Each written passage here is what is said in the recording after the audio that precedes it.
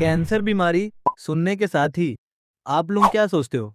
अपन ऐसे ही सोचते हैं कि अगर किसी को कैंसर हो गया तो निश्चित ही उसकी क्या हो जाएगी, डेथ हो जाएगी। लेकिन ऐसा बिल्कुल भी नहीं है। इवन 90% केस में ऐसा नहीं होता है। आओ इसको समझते हैं। देखो, ये हमारा सेल है बेटा, और जब सेल डिवाइड करता है, सेल का डिवीजन होता है, तो उसमें एक प्रॉपर्टी होती है जिसको बोलते हैं कॉन्टैक्ट इनिबिशन।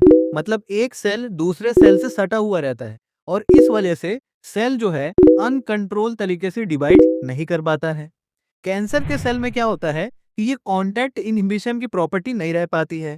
इस वजह से क्या करेगा, सेल अनकंट्रोल तरीके से डिवाइड करेगा और किस में कन्वर्ट हो जाएगा, ट्यूमर में कन्वर्ट हो जाएगा, और उसी बीमारी को बोलते हैं कैंसर। अब देखिएगा, कैंसर दो टाइप का होता है, एक बिनाइन कैंसर होता है, एक मेलिग्नेंट कैंसर होता है।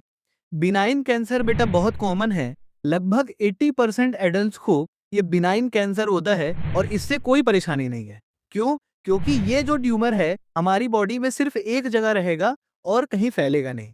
लेकिन अगर मेलिग्नेंट कैंसर है तो उसमें एक प्रॉपर्टी होती है जिसको बोलते हैं मेटास्टेसिस। मेटास्टेसिस का मतलब है कि ये जो ट्यूमर है हमारी बॉडी में एक जगह से दूसरी जगह फैलेगा और जहां रुकेगा वहां पे नया ट्यूमर सेल बनाएगा। तो अगर अपने को बिनाइन कैंसर है तो कोई परेशानी की बात नहीं है, मेलिग्नेंट कैंसर में ही हमें परेशानी होती है। ओके।